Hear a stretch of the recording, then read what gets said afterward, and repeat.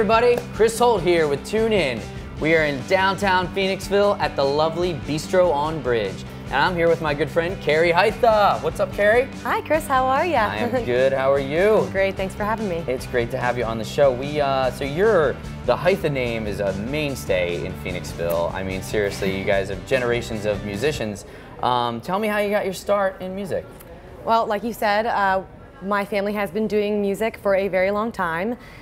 When I was a little kid, actually before I was a little kid, when I was a very little baby, my parents used to keep me in a box underneath the piano when they would do their performances.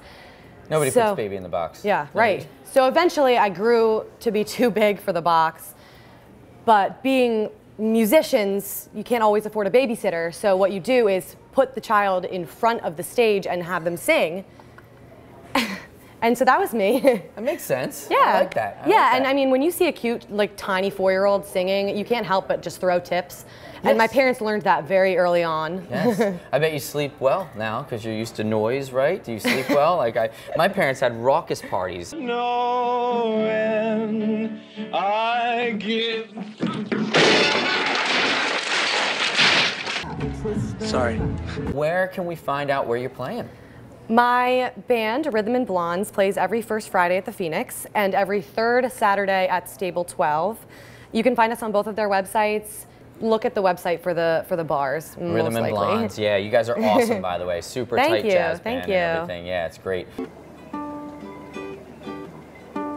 I'm okay just sitting here with you.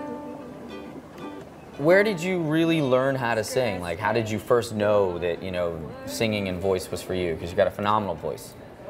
I mean, it really was just my parents forcing me. When you're forced to sing live, it's hard to not make a fool of yourself for the first, 6 times you perform. I've made every mistake in the book. I've forgotten lyrics. I've sang oohs and ahs and scatted instead of saying words before, which now I've learned that I'm very comfortable on stage. I'm confident, and I can.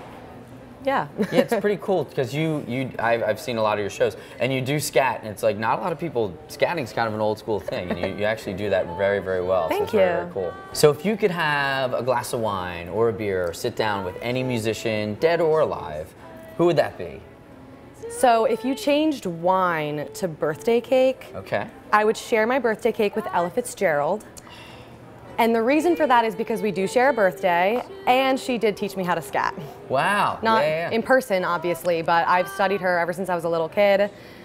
I respect her talent so much, and I would love to have a conversation with her in person. Right. Growing up in a big musical family, what's that like? I mean, I have a musical family too, so I have my little story, but yeah, what's it like? Everyone plays an instrument. It's amazing.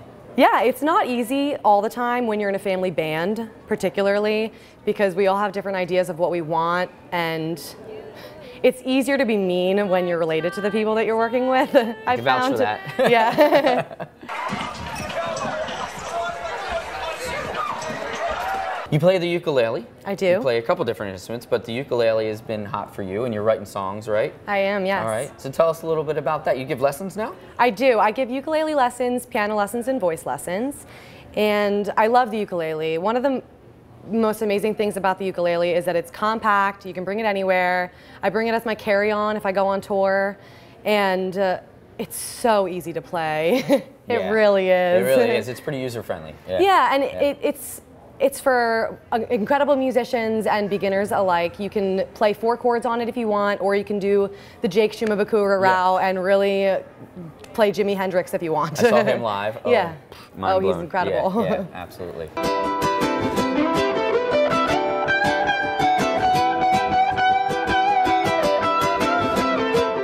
If I wanted some ukulele lessons, how do I get that? If you want to get a hold of me, you can call me, text me. My number is here. And I try to get back to people within a day or two, and we schedule half-hour lessons or an hour, depending on what you want. As a musician and songwriter myself, it's we all have our quirky processes on how to start and write songs. So tell us a little bit about your process.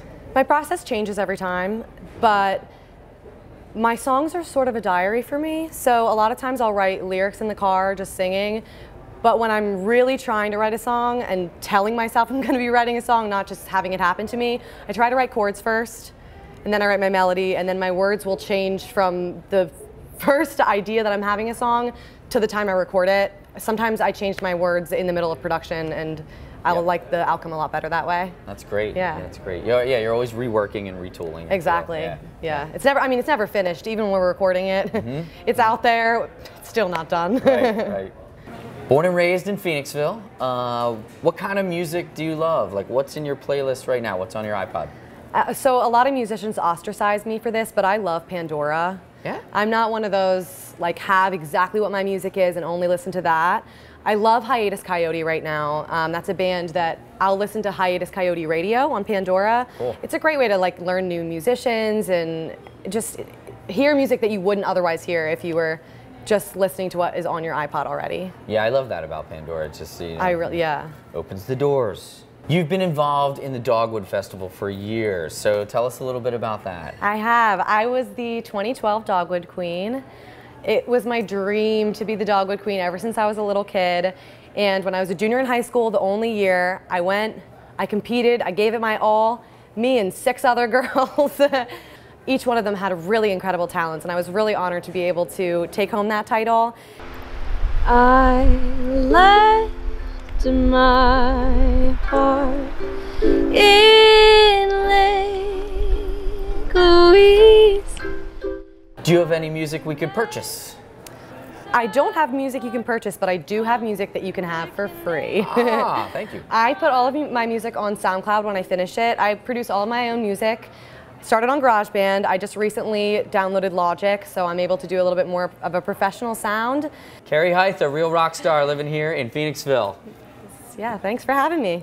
You're welcome. I have my ukulele here, and I actually recently just wrote a blind operetta, which is it's like an operetta with no visual to it. Okay. And this song that I'm going to play is actually the first song off of my operetta, which I had already written, and it just fit. Right, awesome.